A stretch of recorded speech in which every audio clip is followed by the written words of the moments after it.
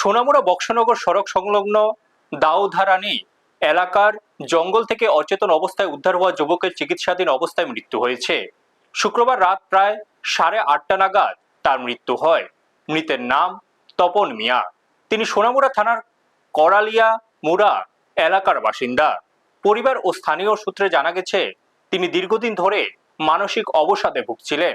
উল্লেখ্য, শুক্রবার সকাল প্রায় 9:30 নাগাদ স্থানীয়রা জঙ্গলে তাকে অচেতন অবস্থায় দেখতে পেয়ে উদ্ধার করেন। পরে তাকে সোনামুড়ার সামাজিক স্বাস্থ্য কেন্দ্রে ভর্তি করা হয়। চিকিৎসকদের মতে, উদ্ধার করার সময় তার শরীরে পোকার সংক্রমণ ছিল। সোনামুড়ার সামাজিক স্বাস্থ্য কেন্দ্রের এমওআইসি ডক্টর পার্থপ্রতিম দাস জানান, চিকিৎসাধীন অবস্থায় শুক্রবার রাতে যুবকের মৃত্যু হয়েছে। এদিকে মৃত্যুর খবর ছড়িয়ে পড়তে হাসপাতালে কিছু সময়ের জন্য উত্তেজনাপূর্ণ পরিস্থিতির সৃষ্টি হয়। স্থানীয় এক যুবক আবেগপ্রবণ হয়ে পড়লে সেখানে উত্তেজনা দেখা দেয়। খবর পেয়ে সোনামুড়া থানার পুলিশ দ্রুত হাসপাতালে পৌঁছে পরিস্থিতি নিয়ন্ত্রণে আনে।